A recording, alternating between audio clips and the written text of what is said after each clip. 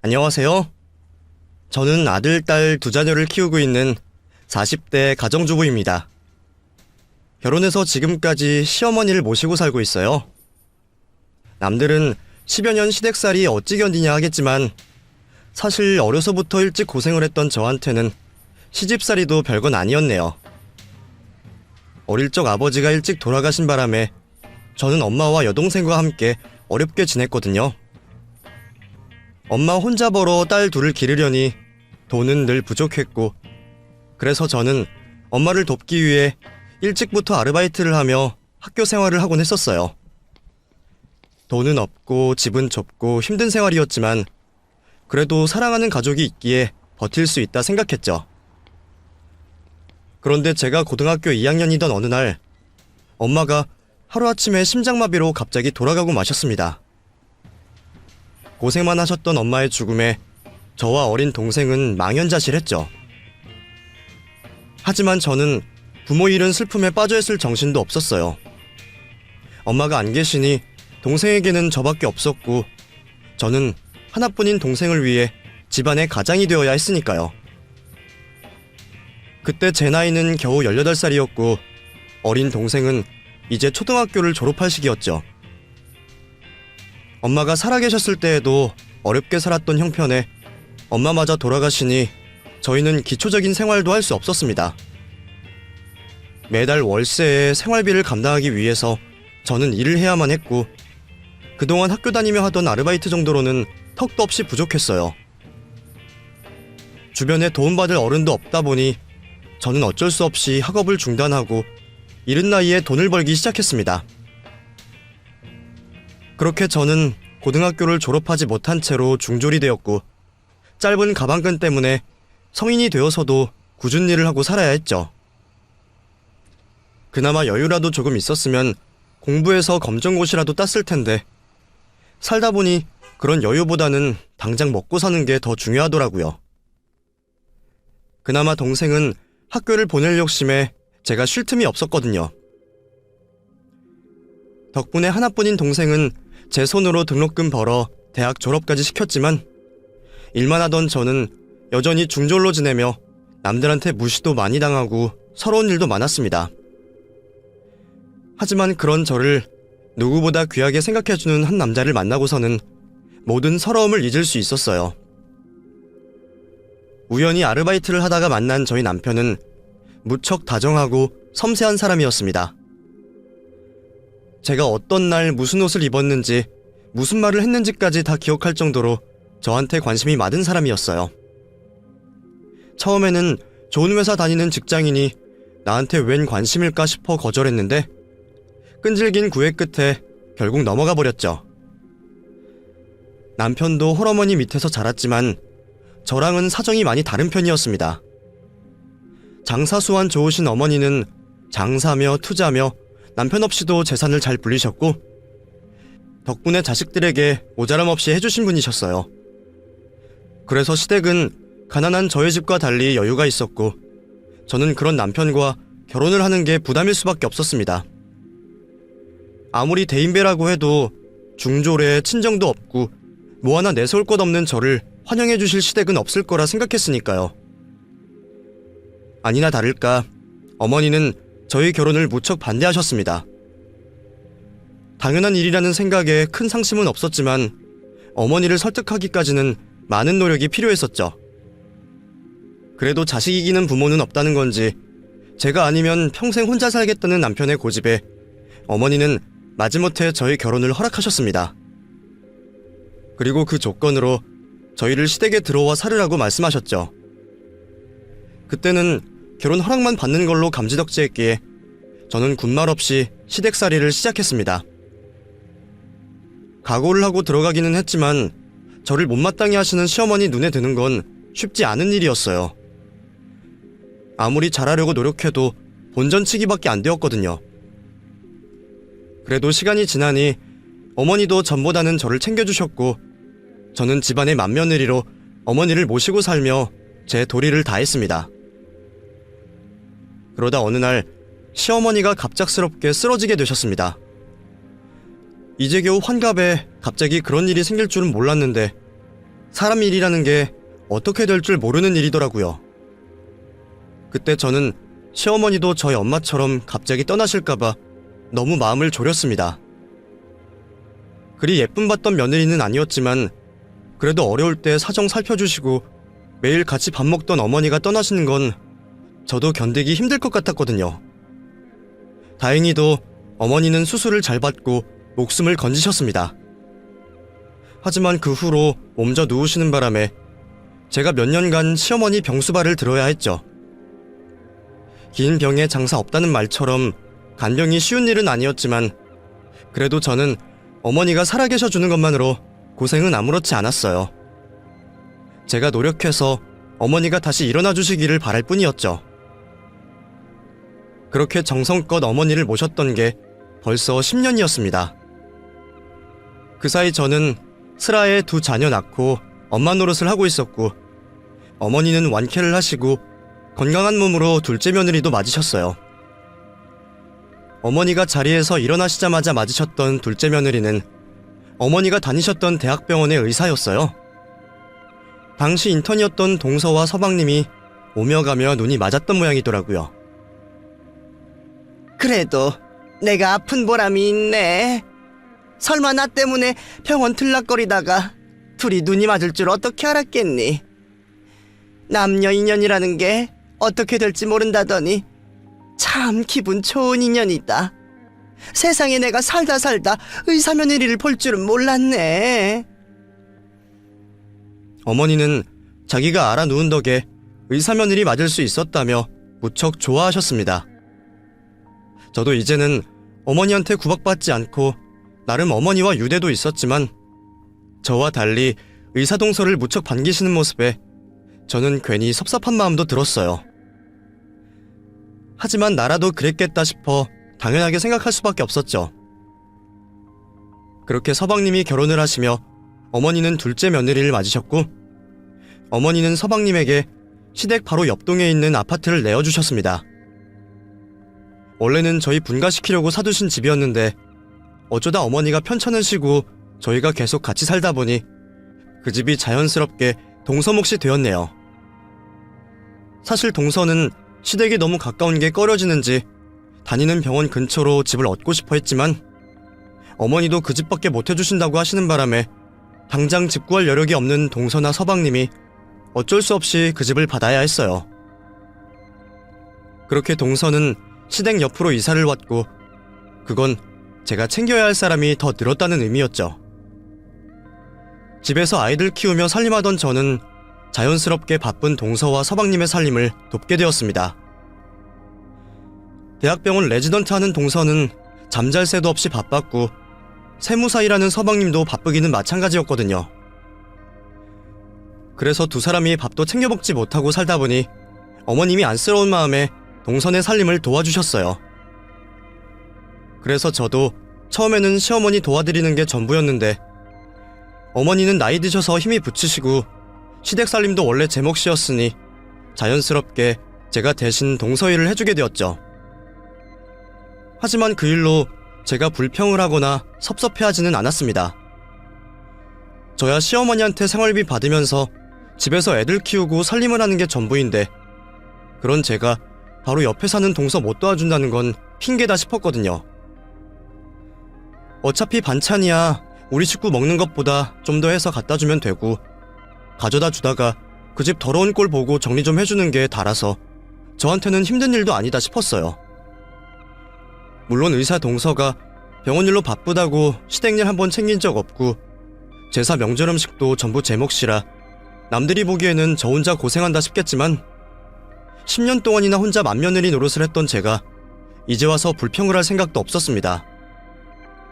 그렇게 여느 때처럼 아이들 학교 보내놓고 한참 집안일을 처리하고 있을 때 동서에게서 전화가 걸려왔습니다.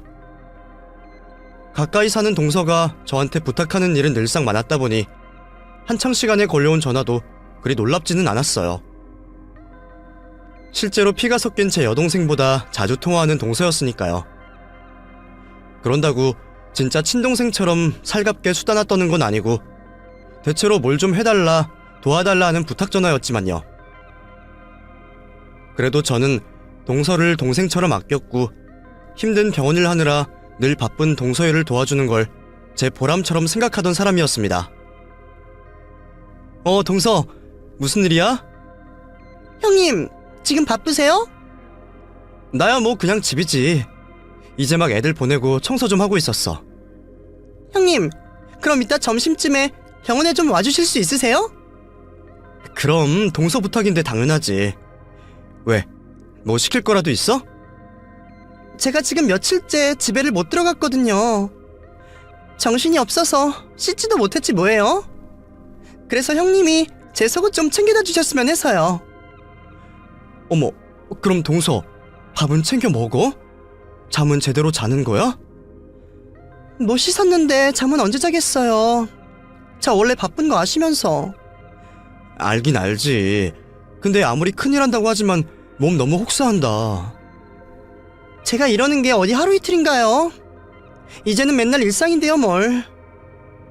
아무튼 형님이 제 속옷 좀 챙겨다 주셨으면 해서요. 괜찮으시죠? 그럼 당연히 괜찮지. 바쁜 사람 돕는 게 뭐 힘들다고.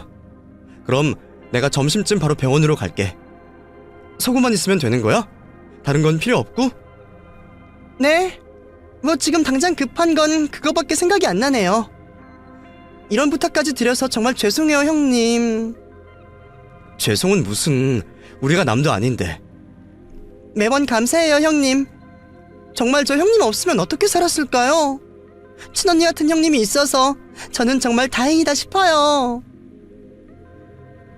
저는 동서가 그렇게 말해주는 것만으로도 늘 고마웠습니다. 친구끼리도 부탁은 들어줄 수 있는 건데 제가 바쁜 동서 돕는 게 뭐 얼마나 대단한 일이겠어요.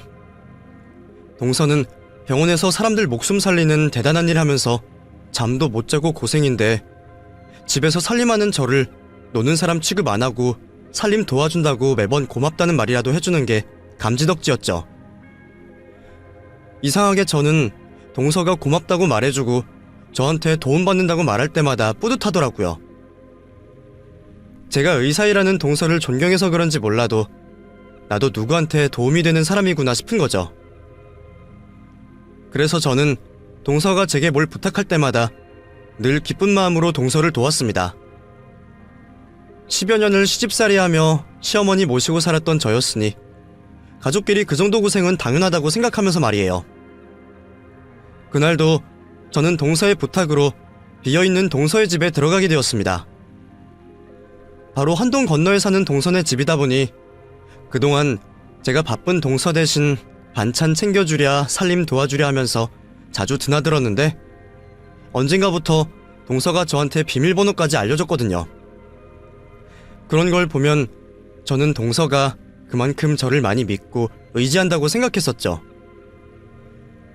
그렇게 동서네 집으로 들어간 저는 동서 부탁대로 속옷을 챙기기로 했습니다.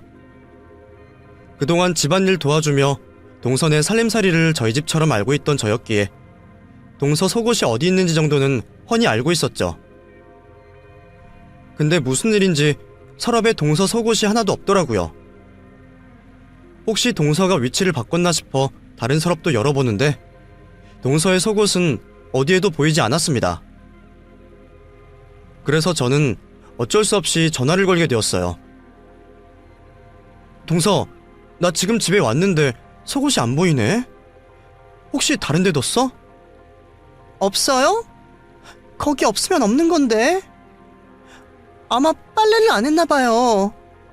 어쩌죠? 형님이 좀 빨아주실래요? 그동안 동서네 집안일 제 살림처럼 도와주었던 저였지만 아무리 그래도 남의 속옷을 빠는 건 좀 그렇지 않나 싶어 당황스러웠어요. 하지만 저 말고 부탁할 사람도 없다며 급하다는 동서 사정에 결국 그러기로 했죠. 그렇게 저는 동서 말대로 세탁실로 가게 되었고 그곳에 잔뜩 쌓여있는 동서의 속옷과 빨래들을 발견하게 되었습니다. 아무리 그래도 빨아둔 속옷이 하나도 없으면 어쩌나 당황스러운 와중에 저는 동서가 괜히 짠했어요. 얼마나 바쁘면 빨래할 시간도 없는지 오죽했으면 동서도 저한테 그런 부탁을 했을까 싶더라고요. 어쩔 수 없이 저는 동서의 속옷들을 챙겨 곱게 손빨래를 하고 급하게 건조까지 시켜 병원으로 걸음을 서둘렀습니다. 속옷만 챙겨서 바로 가면 될 줄 알고 시간을 빠듯하게 잡았는데 계획에 없이 빨래에 건조까지 하고 났더니 벌써 점심시간이 다 지나고 있더라고요. 괜히 바쁜 사람 스케줄 꼬이게 하는 건 아닌가 싶었던 저는 급히 동서가 일하는 병원으로 달려가게 되었습니다. 마음이 급해서 동서에게 출발한다 연락을 하는 것도 잊어버린 탓에 저는 병원에 도착해서야 동서에게 전화를 걸 수 있었어요. 그런데 무슨 일인지 동서가 전화를 받지 않더라고요. 워낙 바쁜 사람이니 어디 급한 일이 있구나 싶어서 어쩔 수 없이 물건만 전해주고 가려고 했어요. 근데 순간 제가 너무 빈손으로 왔다 싶더라고요. 아무리 동서지간이고 제가 동서 부탁으로 찾아간 거라고 해도 제가 손윗사람인데 물건만 덜렁 주고 오는 것도 좀 그렇다 싶었어요. 안 그래도 제가 동생같이 생각하는 동서가 바빠서 집에도 못 가고 씻지도 못했다는 걸 들으니 더더욱 챙겨주고 싶은 마음이 들었죠. 그래서 원래는 요깃거리라도 챙겨갈까 했더니 벌써 2시가 넘은 시간이라 밥이야 진작 먹었겠다 싶어 커피나 간식이나 사갈까 싶었습니다. 동서 부탁으로 병원을 자주 드나들면서 병원 지리는 빠삭했던 저는 전에 동서가 잘 먹던 간식거리를 사러 병원 지하에 있는 카페로 찾아갔습니다. 평소에는 생활비 아끼느라 밖에서 커피 한 잔 제대로 마시는 일 없는 저였지만 쓸 때 쓰라고 있는 돈이니까 그렇게 아껴서 이럴 때 가끔 쓰는 거죠. 내가 먹지 않아도 배부르다 싶은 심정으로 동서에게 줄 간식거리를 사러 카페로 향하던 찰나 저는 이미 그 카페에 앉아있던 동서를 발견하게 되었습니다. 동서는 먼발치에 제가 있는 줄도 모르고 한창 동료들이랑 수다를 떨고 있었어요. 오히려 잘됐다 싶어 반갑게 동서에게 다가가려고 하는데 순간 동서의 말 한마디가 제 귀에 꽂혔습니다. 내 말이라면 깜빡 죽지 우리 형님. 동서가 형님이라고 하는 걸 보니 아무래도 제 얘기를 하는 것 같더라고요. 무슨 이야기인지는 모르지만 제 얘기를 하는 것 같은 동서의 모습에 순간 저도 모르게 기둥 뒤로 숨어버렸습니다. 저도 제가 왜 숨었는지는 모르겠어요. 뒤에서 사람 이야기를 한다고 해서 나쁜 이야기만 있는 것도 아닐 텐데 이상하게 제가 들으면 안 되는 이야기라도 할 것 같더라고요. 그렇게 저는 기둥 뒤에 서서 동서의 이야기를 듣게 되었습니다. 진짜? 그 정도야? 아니, 아무리 동서지간이라 그래도 왜 그렇게까지 하지? 친자매도 아닌데. 애초에 친자매라도 그렇게는 안 하지. 나만 해도 우리 형님이랑 전화는 하지도 않아. 시댁에 가서 가끔 보는 게 전부지. 보통 그렇지 않나? 그거야 보통 그런 거고 우리 집 사정이랑은 좀 다르지.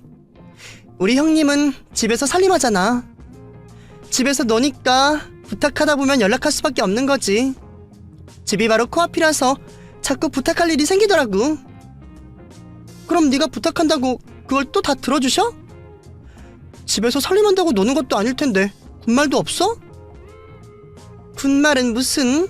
내 말이면 깜빡 죽는다니까? 중졸이라서 그런지 평소에도 나를 엄청나게 존경해.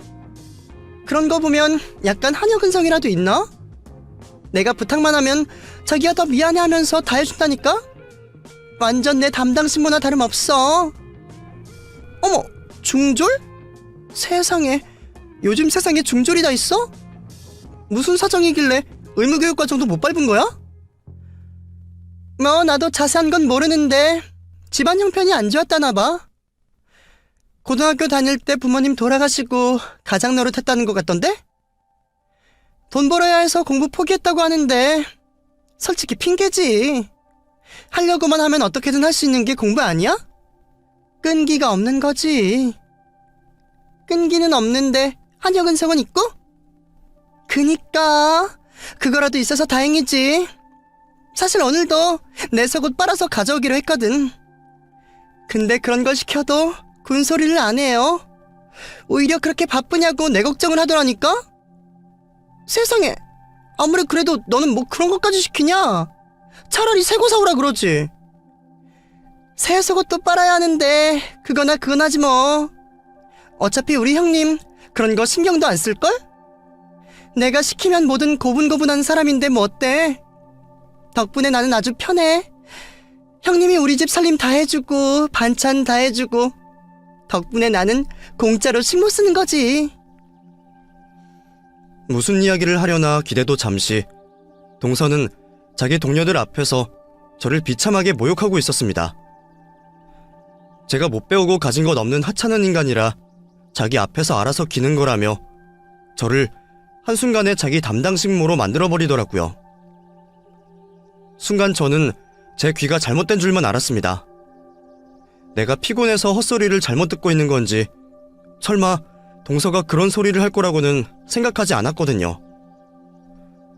그동안 늘 고맙다, 나밖에 없다 했던 동서였는데 그런 동서가 설마 자기 동료들이랑 저를 하대하고 비웃고 있을 수는 없을 거라 생각했어요. 하지만 제가 들은 이야기는 전부 사실이었습니다. 저도 너무 부정하고 싶었지만 안면도 없는 저를 비웃고 있는 그 사람들의 웃음소리는 너무 생생한 현실이었어요. 다들 저의 불우한 가정사와 식모살이가 그렇게나 웃긴 건지 한참을 깔깔대는 웃음소리에 저도 정신이 번쩍 차려졌습니다.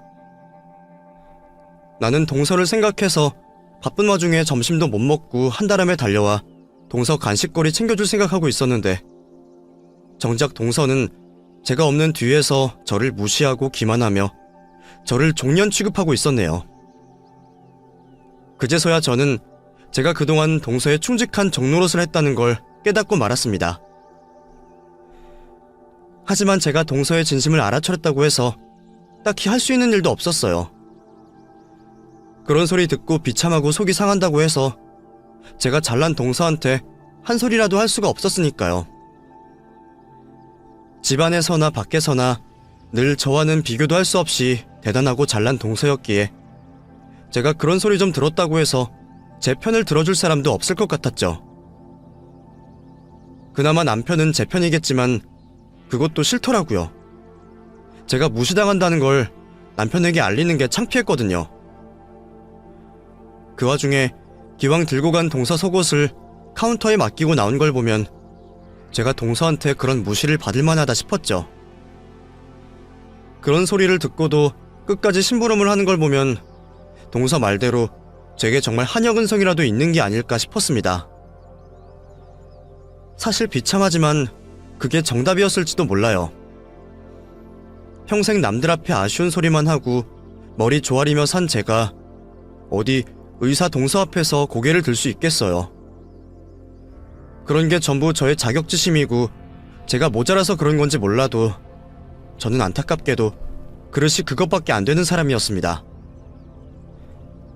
그런 제가 할 수 있는 건 그저 못 들은 척, 아무 일 없었던 척 집으로 돌아가서 저녁 준비를 하고 평소와 다를 것 없이 지내는 일뿐이었습니다. 속이 상한다고 방에 틀어박혀 있을 수 없는 게 시집살이하는 맏며느리였기에 저는 제 감정을 숨기고 해야 할 일이나 할 수밖에 없었죠. 근데 뭐가 그렇게 서러웠던 건지 콩나물 다듬는 손등 위로 자꾸만 물기가 떨어지는 겁니다. 저도 그 나이 먹고 눈물 보이고 싶지 않았지만 마음대로 되지 않더라고요. 그래도 혼자 좀 울고 나면 개운해지겠지 싶어 몰래 울고 있었는데 그걸 또 하필이면 시어머니가 눈치를 채버리셨어요. 그냥 코 좀 훌쩍인 걸로 어떻게 아셨던 건지 제가 눈물 흘리느라 앞이 안 보이는 새에 어머니가 기척도 하나 없이 제 옆에 와서 서 계셨더라고요. 너 지금 우냐? 어머니, 아니에요. 그냥 눈에 뭐가 좀 들어가서요. 그게 아닌 것 같은데? 너 설마 아까부터 울고 있었던 거야? 아니 왜? 아니에요. 정말 눈에 뭐가 들어가서요. 말이 되는 소리를 해라. 콩나물이 매운 것도 아니고 콩나물 대가리 다듬다가 뭐가 들어갈 일이 뭐가 있어. 무슨 일인데 그래? 아까 나갔다 오더니 밖에서 무슨 일이라도 있었어? 얼른 말해보라니까. 왜 말을 못해? 누가 저한테 관심을 가져준 덕분인지 저는 어머니의 물음에 참았던 눈물이 왈칵 쏟아져 버렸습니다. 그리고 그만큼 서러운 이야기를 쏟아낼 수밖에 없었죠. 어머니, 제가 그렇게 모자라고 못난 사람이에요? 제가 뭘 그렇게나 잘못했을까요? 저는 그냥 마음 써주고 싶었던 것뿐인데, 근데 제가 그런 소리까지 들어야 하는 거예요? 저 정말 열심히 살았어요. 중졸이라도 가진 것 없어도 그냥 제 할도리 하면서 살았는데. 아니, 얘가 정말 왜 이래? 누가 너 잘못했다디?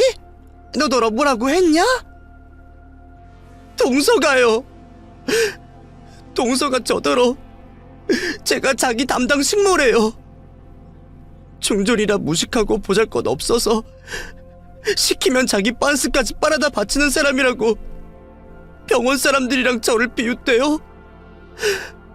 제가 뭘 잘못했다고 그런 소리까지 들어야 해요, 어머니. 그런 소리를 해봤자 평소 동서를 예뻐하시던 어머니라면 뭘 그런 걸로 눈물바람이냐며 되려 저를 야단치시겠지만, 그때는 저도 모르게 곡소리가 나왔습니다. 어머니가 저를 달래주실 거라는 기대가 없는데도 그냥 한번 터져버린 눈물이 본물처럼 쏟아지더라고요. 말을 하면서도 얼마나 억울하고 서러운지 저는 결혼하고서 처음으로 시어머니 앞에서 그런 꼴을 보였습니다. 그동안 힘든 시집살이하고 시어머니 병수발 다 들면서도 이렇게나 힘들고 마음 아팠던 적은 없었는데, 동서의 말 한마디에 제가 이렇게 힘들 줄은 몰랐네요. 어머니도 제가 그렇게 서럽게 우는 건 처음이신 건지 정작 물어보신 분이 말씀도 못하시고 당황하셨어요. 아니, 둘째가 무슨 말을 했다고? 아가, 진정 좀 해봐라. 진정하고 찬찬히 얘기해봐. 당황스러워서 그러시는지 화도 안 내시고 혼도 안 내시고 오히려 저를 다독여 주시더라고요. 웬일로 다정하신 어머니의 품속에서 저는 원없이 서러움을 달랠 수 있었습니다. 그렇게 한바탕 목 놓아 울고 났더니 그래도 좀 마음이 진정이 되는 기분이었어요. 어머니도 그제서야 저더러 제대로 자초지정을 얘기해보라고 물어보시더라고요. 마음이 좀 풀려서 그런지 괜한 말을 꺼냈다 싶어 후회스러웠지만 이미 뱉어낸 말을 도로 주워 담을 수는 없었습니다. 제가 동서 탓을 하는 걸 시어머니가 똑똑히 들으셨고 이제 와서 아니었다고 수습을 할 수도 없었어요. 결국 저는 어쩔 수 없이 고자질하는 심정으로 시어머니에게 낮에 했던 일을 전부 말씀드렸습니다. 그동안 제가 동선의 집 살림 살아준 거야 시어머니가 잘 아시니까 굳이 설명할 필요는 없었을 테고, 저도 그냥 동서가 그 자리에서 했던 말에 더하는 것도 덜하는 것도 없이 제가 들었던 이야기만 딱 전하게 되었어요. 그런 말을 하면서도 저는 어머니한테 별 기대를 하지 않았습니다. 동서가 그랬다고 해서 의사며느리 혼내실 분도 아니라 생각했고, 어쩌면 어머니가 제 이야기를 안 믿으실지도 모른다 싶었어요. 그동안 워낙 앞에서 잘했던 동서였기에 당사자인 저도 듣고도 못 믿을 일이었으니 말이에요. 그런데 너무 놀랍게도 그 이야기를 다 들으신 어머니가 저보다 더 속상해하시며 아주 많이 화를 내시더라고요. 세상에, 무슨 그런 소리를 다 해. 자기 식구 얘기를 밖에서 하는 걸로도 모자라서 감히 그런 소리를 했단 말이야? 걔가 그렇게 막대먹은 애인 줄은 몰랐구나. 저도 차마 어머니 앞에서 동서 욕은 못하고 있었는데 오히려 제 대신 동서 욕까지 해주시는 어머니를 보고 놀라자 어머니는 그런 저를 짠한 듯 바라보며 말씀하셨습니다. 왜? 그럼 내가 작은 애 편이라도 들어줄 줄 알았니? 어머니, 내가 평소에 너더러 구박 좀 했다고 그렇게 생각한 거야? 아이고 바보야. 너는 같이 사는 내 식구고 작은 애는 손님 아니냐? 매일 보는 딸보다 가끔 보는 손님 더 챙기는 게 당연한 거 아니냐? 딸한테 잔소리 좀 한다고 서니 그렇다고 걔랑 너랑 같겠니? 어머니, 그 말씀 정말이세요? 지금 제 말 믿어주시는 거예요? 왜 또 그런 바보 같은 소리를 해? 너랑 나랑 세월이 벌써 10년이다. 너는 내 딸이나 마찬가지야. 아니, 저는 그냥 어머니가 동서를 예뻐하시니까. 그리고 동서가 원래 그런 사람이 아니었잖아요. 저도 다른 사람이 그런 말 했으면 못 믿었을 것 같은데 어머니가 제 말을 단번에 믿으시는 게 신기해서요. 아이고, 네가 그런 걸로 거짓말이라도 할 줄 아는 애였으면 네가 지금껏 나한테 붙들려서 나랑 같이 살고 있겠니? 네가 요령 피울 줄 모르고 순한 애인 건 누구보다 내가 잘 안다. 근데 네가 설마 둘째 질투난다고 거짓말을 했을까봐? 어머니가 제 말을 믿어주신다는 말에 저는 이미 상한 기분이 다 풀리는 기분이었습니다. 밖에서 아무리 억울하고 서러운 일을 당하고 와도 집에서 엄마 품에 투정부리면 다 괜찮아졌던 어린 시절처럼 제가 어머니 덕분에 마음이 풀렸죠. 하지만 제가 풀렸다고 어머니도 괜찮지는 않으셨던 모양입니다. 저는 어머니가 제 편 들어주신 걸로 만족하고 한풀이 한번 했다 치고 그냥 넘어갈 생각이었는데 어머니는 저한테 그런 말한 동서가 절대로 용서가 안 되시는지 당장이라도 동서를 불러 경을 치실 것처럼 나오셨어요. 그런 모습이 저한테는 참 낯설면서도 제 편을 들어주시니 기분은 좋았습니다. 어머니, 저 이제 어머니 마음 알았으니까 그만하셔도 돼요. 어머니한테 위로받은 걸로 저 충분히 괜찮아졌어요. 동서 불러서 야단내시면 저 때문에 괜히 동서랑 어머니 관계만 나빠지잖아요. 서방님도 곤란하실 거고요. 그러니까 저 정말 괜찮아요, 어머니. 그렇다고 그런 아나무인을 그냥 두면 되는 거냐? 그래, 내가 둘째가 의사라서 좋아했던 것도 맞고 남의 집에서 시집온 며느리 대접 잘해줬던 것도 맞다. 근데 아무리 손님 귀하다 그래도 내 새끼 건드리는 꼴은 못 보지 않겠니? 이번 일은 내가 못 참겠으니까 첫째 너는 그냥 가만히 있어라. 제가 괜찮다고 만류하는데도 어머니는 동서의 일을 그냥 넘어가지 못하신다며 엄포를 놓으셨습니다. 그런 어머니 모습을 처음 보게 된 저는 어머니가 동서에게 무슨 말씀을 하실까 괜히 걱정이 되었어요.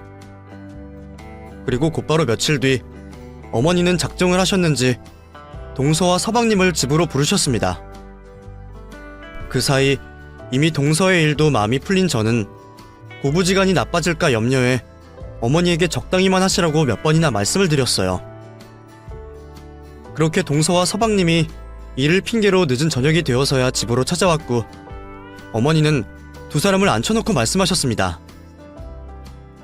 그래, 니들 왔니? 오늘 내가 니들한테 길게 할 이야기가 있어서 불렀다. 무슨 말씀이요? 엄마, 중요한 거 아니면 나중에 하시지. 꼭 오늘 오라고 하시는 이유가 뭐예요? 이 사람이라 전화 바빠서 잠도 못 자는 거 아시면서 이 사람 피곤하니까 짧게 하세요. 바로 옆동 살면서 바쁜 사람들 오라가라 했다며 어머니한테 대꾸하는 서방님의 말에 어머니의 표정이 순식간에 구겨지셨습니다. 그동안은 늘 어머니가 그런 동선의 사정 아시고는 며느리 놀이 한번 안 시키며 먼저 배려하고 신경을 써주셨으니 서방님이 그런 볼멘 소리를 할 일도 없었거든요. 그래, 그럼 짧게 얘기하마. 니들 집 빼라. 그 집 내일 당장 내놓을 거니까 얼른 이사갈 집 알아보도록 해라. 작은애 너 병원 근처에 집 얻어달라 그랬었지? 너 좋은 대로 그렇게 해라. 그게 무슨 말씀이세요? 집을 빼라뇨? 그럼 어머니, 저 병원 근처에 다시 집 얻어두시게요? 그렇게 대단한 의사한다는 애가 말귀는 잘 못 알아듣는 모양이구나. 내가 너 좋을 대로 하랬지 언제 해준다 그랬니? 그 집 내 명의로 되어 있고 나는 내 집 팔아버릴 거니까 니들은 니들끼리 알아서 이사라는 말이다. 그게 무슨 말이에요, 엄마? 갑자기 우리가 왜 나가요? 나는 니들을 내 자식으로 생각하고 해줄 만큼 해줬다고 생각했는데 니들은 그렇지 않았던 모양이더구나. 근데 내가 남보다 못한 니들한테 집 해줄 이유가 있다고 생각하니? 어머니, 저희가 뭐 실수라도 한 게 있나요? 저 정말 몰라서 엿주는 거예요. 혹시 바쁘다고 자주 못 찾아뵈서 그러세요? 그 이유 때문이었으면 내가 여태 참았겠니? 너 정말 네가 뭘 잘못했는지 몰라서 물어보는 거냐? 글쎄요, 저는 제가 뭘 잘못했는지 모르겠는데요. 제가 일한다고 형님처럼 며느리돌이 잘 못하는 건 알지만 그래도 남은 아니잖아요. 그래? 그럼 너는 가족끼리 남들 앞에서 뒷담을 하고 식모처럼 부리고 그러는 모양이지? 감히 형님더러 속옷 빨아 가져오라 시키고 남들 앞에서는 중졸의 식모라고 사람을 비웃어? 그게 네가 말하는 가족인 거냐? 어머니, 그게 무슨 말씀이세요? 제가 설마 그랬을 리가 있나요? 저 아니에요. 설마 형님이 그러셨어요? 형님, 제가 부탁 좀 드렸다고 서운해서 그런 거짓말까지 하신 거예요? 그럼 차라리 저한테 직접 말씀하시지 저한테 왜 그러세요? 어머니, 아니에요. 형님이 뭔가 오해하신 거예요. 저 그런 사람 아닌 거 아시잖아요. 내가 정말 몰랐을까?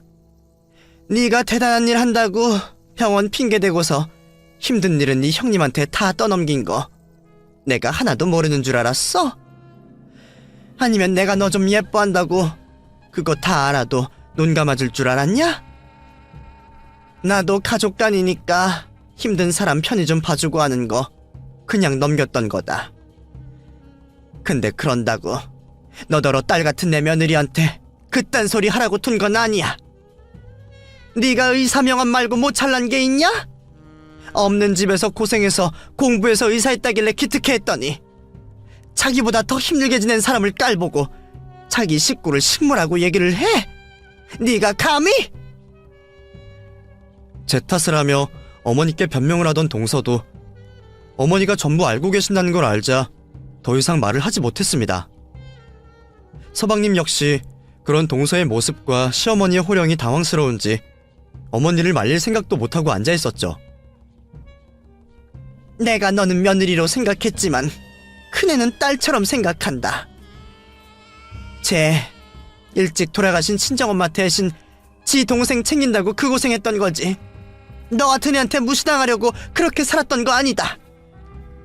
너는 네가 대단히 잘났다고 생각하는 모양인데 그렇게 잘났으니 니들 힘으로 살아보라 이거야. 당장 짐 빼고 앞으로 이쪽 동네는 얼씬도 하지 마. 엄마, 우리가 돈이 어디 있어요? 이 사람 의사라고 해도 아직 전문의도 못 따는데 월급 얼마 되지도 않아요. 그리고 아들 결혼하는데 집 정도는 해줘야지. 줬다 뺏는 게 어딨어? 네가 내 아들이야? 지 엄마 아파서 누워있는데도 관심 한 번 없고 고생하는 형수한테 말 한마디 안 한 놈이? 너도 똑같아 이놈아. 자기 형수가 지네 집 들락거리며 살림해주는 거 다 알면서 너 여태 고맙다는 말이나 한 번 했어? 너나 니 처나 둘 다 받을 줄만 알고 고마운 줄은 모르는 것들이야. 나는 그런 배은망덕한 것들한테 10원 한 장 해줄 생각 없으니 당장 집 빼. 그리고 내 재산은 전부 큰애한테 물려줄 거다. 어머니는 그 자리에서 동서와 서방님에게 집을 빼라고 하셨습니다. 당장 갈 곳 없는 동서와 서방님은 망연자실한 표정이었죠. 그 후로 서방님과 동서가 번갈아가며 어머니를 설득해보려고도 했지만 어머니의 결심은 굳으신지 별 소용이 없었습니다. 결국 동선에는 쫓겨나듯 집으로 돌아가게 되었고 어머니는 다음날 정말로 부동산에 동선의 집을 내놓으셨어요. 어머니는 하루라도 빨리 나가라고 매일 부동산 사람들을 보내셨고 어머니가 고집을 꺾을 생각이 없어 보이는 걸 알아챘는지 얼마 뒤 동서가 제게 만나자는 연락을 해왔습니다. 형님, 제발 저 좀 도와주세요. 저 이러다가 정말 길바닥에 나앉게 생겼어요. 이사 가면 되잖아. 동서 의사인데 돈 없어? 제가 돈이 어디 있어요? 집값이 뭐 한두 푼이에요? 의사라고 다들 돈 잘 버는 줄 알아요? 개원이라도 해야 돈을 벌지. 지금은 저도 그냥 월급쟁이라고요. 거기다가 그 돈으로 학자금 대출 갚고 친정에 생활비 주고 이러고 저러고 나면 남는 돈 한 푼 없어요. 애초에 그 집 저희 주시는 줄 알고 돈도 안 모았는데 어머니 갑자기 이러시는 법이 어디 있대요? 저 진짜 미쳐버리겠어요. 어머니 때문에 머리털 다 빠졌다고요.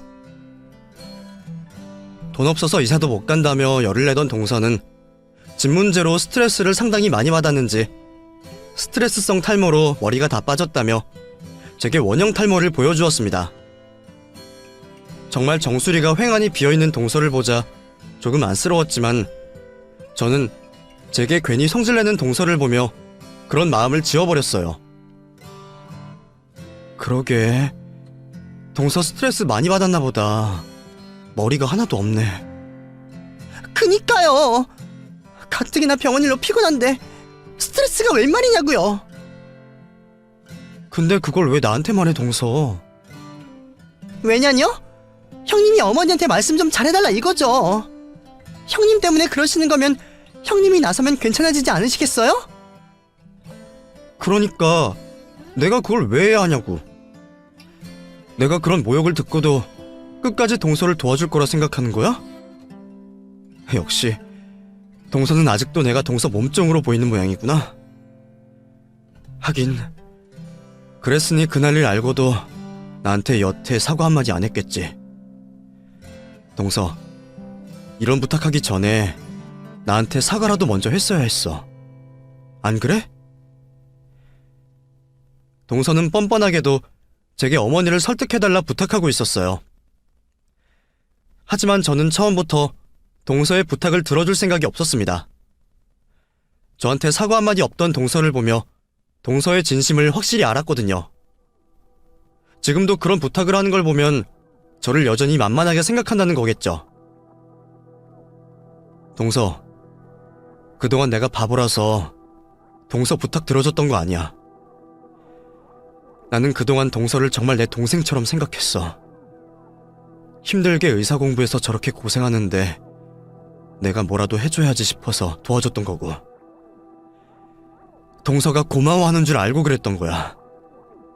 근데 나도 이제 동서 진심 다 알아버렸는데 뭐하러 동서를 도와줘?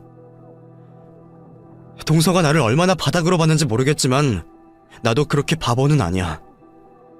중졸이라고 생각할 머리도 없는 줄 알아? 어머니 말씀처럼 나 이제 동서 가족으로 생각 안 해. 그러니 앞으로 나한테 연락하지 말았으면 좋겠어. 뭐 시댁일로 보더라도 남처럼 대하자. 알겠지? 여태껏 동서 말이라면 알았다, 그러마 빌빌기던 제가 그런 소리를 하는 게 동서는 믿어지지 않는지 더 대꾸도 못하고 앉아만 있더군요. 저는 그런 동서를 두고 자리를 일어섰고 그 후로 동서의 연락을 받지 않았습니다. 동서와 서방님도 더는 방법이 없다 싶었는지 전세를 구해 급히 이사를 갔다고 들었어요. 둘 다 모아둔 돈만 없을 뿐이지 탄탄한 직장 있고 대출도 되니까 길바닥에 나앉을 일은 없겠죠. 어머니도 별 걱정은 안 되시는지 동서네가 나가자마자 그 집에 세를 주시더라고요. 사실 저한테 먼저 들어가 살겠냐고 했지만 제가 거절했어요. 왜? 이제 니들도 분가할 때 됐지. 이번 일로 나도 생각 많이 했다. 내가 편하다는 이유로 너를 너무 부려먹었나 싶어서 반성되더구나. 처음에는 적당히 데리고 살다가 내보내려고 했는데 그 사이에 네가 내 병수발 들고 하느라 시기를 놓쳤잖니. 네가 착해서 말도 못하고 시집살이 살았을 거 생각하니 이제라도 분가시켜야겠는데 말이야. 저 진짜 분가 생각 없어요, 어머니. 저희 나가 살면 어머니 혼자 지내시는 거 걱정돼서 저 맨날 여기 와 있을걸요? 두 집 왔다 갔다 하는 건 이제 그만하고 싶어요. 그러니까 저랑 평생 같이 살아요, 어머니. 저도 전에는 종종 섭섭한 일들도 있었죠.